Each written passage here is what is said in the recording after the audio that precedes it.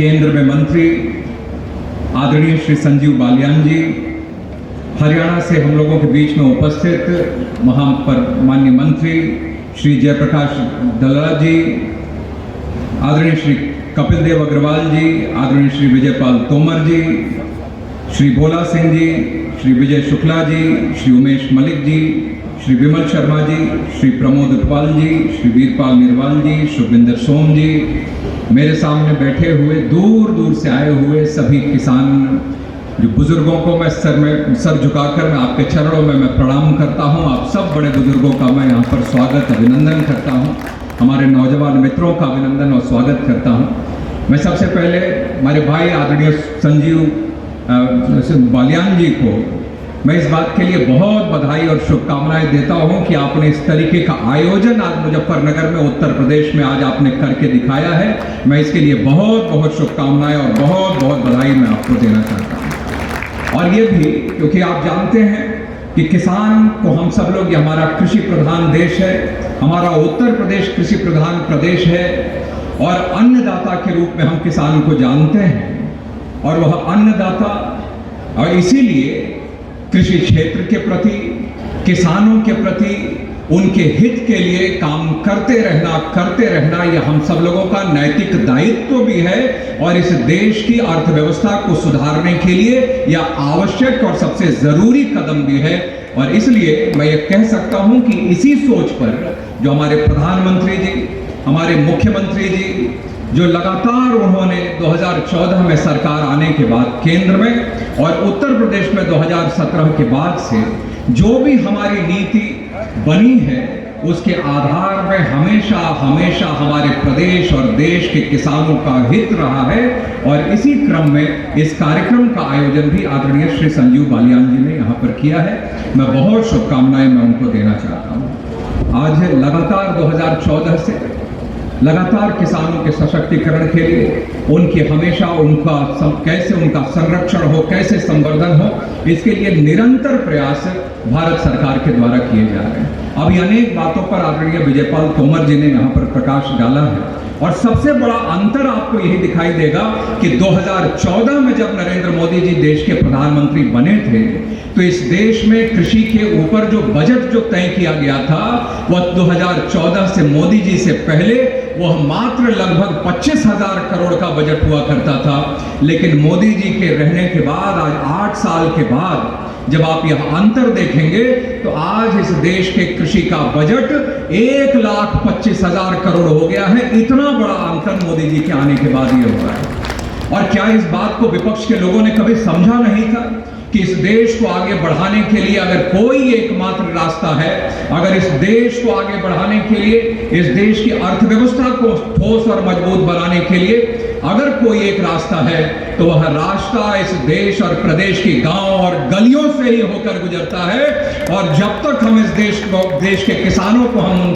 उनका हक नहीं देते तब तक यह देश आगे नहीं बढ़ सकता है। और इस बात को भारतीय जनता पार्टी ने, नरेंद्र मोदी जी ने, आदरणीय गिरिराज जी ने, आदरणीय संजीव बालियान जी ने इस बात को समझा है और आज केंद्र की सरकार उसी दिशा में वह काम करती जा रही है। 2014 से पहले इन पश्चिम उत्तर प्रदेश में भी हम लोगों ने कई ऐसी घटनाएं देखी थी कि हमारे प्रदेश का किसान अगर अपना हक मांगने के लिए ही अथॉरिटीज और अधिकारियों और शासन के सामने गया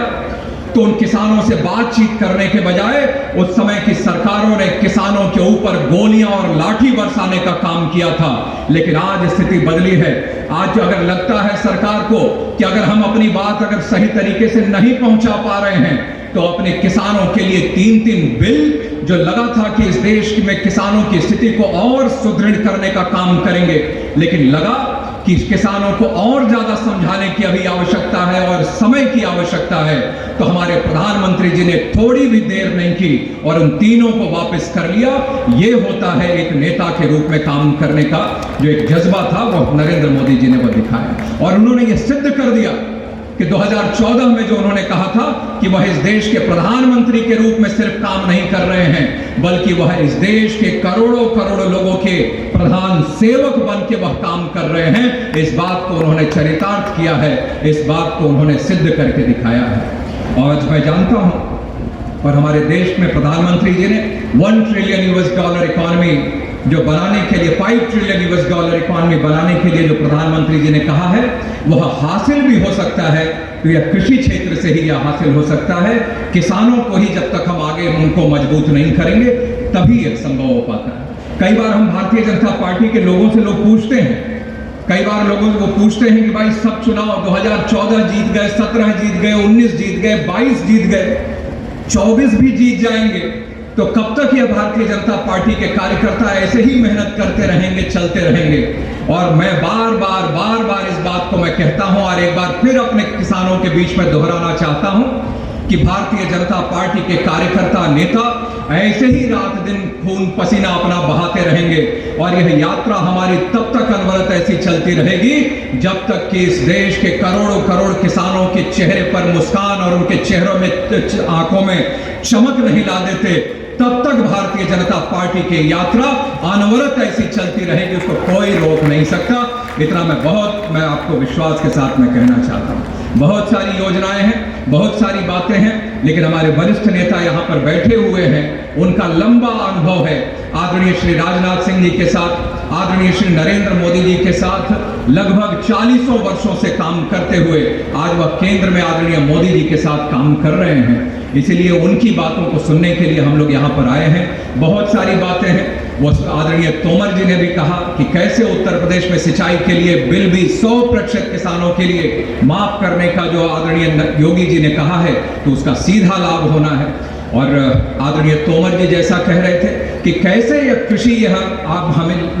कैसे इस कृषि को हम लोग यह फायदे का काम यह बना सकते हैं, तो उसके लिए तो स्वाभाविक रूप से अच्छा उत्पादन हो, उत्पादन में अगर कहीं पर नुकसान हो तो उसकी अच्छे तरीके से भरपाई हो जाए और जो लागत लगती हो उसको वो लागत भी कम होती चली जाए। इन सब चीजों पर लगातार प्रधानमंत्री जी और उत्तर प्रदेश की सरकार काम कर रही है। मैं एक बार फिर से आदरणीय श्री संजीव बालियान जी, तो जिन्होंने कभी भी, यह मुजफ्फरनगर ये किसानों की धरती है, मुजफ्फरनगर को वह रिप्रेजेंट करते हुए दिल्ली में लोकसभा में वह जाते हैं। मैं उनको दिल्ली भी देखता हूं, मुजफ्फरनगर में भी देखता हूं, मेरठ में भी देखता हूं, लखनऊ भी देखता हूं कभी कभी। मैं इस बात को, आप सब कई लोग क्षेत्र के भी यहाँ पर हैं, मैं आपको यह विश्वास दिलाना चाहता हूं कि आदरणीय संजीव बालियान जी, चाहे वह देश विदेश की कितने बड़ी से बड़ी मीटिंग क्यों ना अटेंड करते हो, बड़े से बड़े इंडस्ट्रियलिस्ट क्यों ना वहां पर आते हो, लेकिन वह मुजफ्फरनगर की छाप वहां पर छोड़ कर आते हैं किसान के रूप में। इतना मैं आप सब लोगों को इस बात का गर्व और खुशी होनी चाहिए। तो ऐसे आदरणीय श्री संजीव बालियान जी के प्रति मैं फिर से बहुत आभार व्यक्त करते हुए कि यहाँ पर बुलाकर मुझे बोलने का अवसर भी दिया, दूर दूर से आए हुए किसानों के प्रति अपना आभार व्यक्त करते हुए किसानों के चरणों में सिर झुकाकर आभार व्यक्त करने का अवसर आपने दिया, बहुत बहुत धन्यवाद।